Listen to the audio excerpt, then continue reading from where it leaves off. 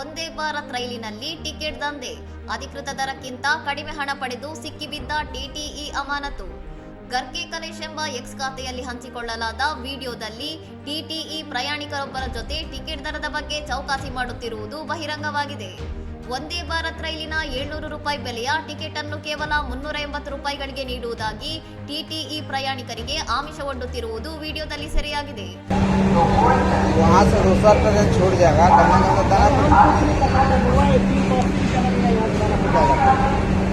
वही हम आपसे पूछ रहे हैं. ವಿಡಿಯೋದಲ್ಲಿ ಟಿಟಿಇ ಇದು ನಿಯಮಕ್ಕೆ ವಿರುದ್ಧ ಎಂದು ತಿಳಿದಿದ್ದರೂ ಸಹ ಕಡಿಮೆ ಹಣಕ್ಕೆ ಪ್ರಯಾಣದ ವ್ಯವಸ್ಥೆ ಮಾಡಿಕೊಡುವುದಾಗಿ ಹೇಳುತ್ತಿರುವುದು ಕಂಡುಬಂದಿದೆ.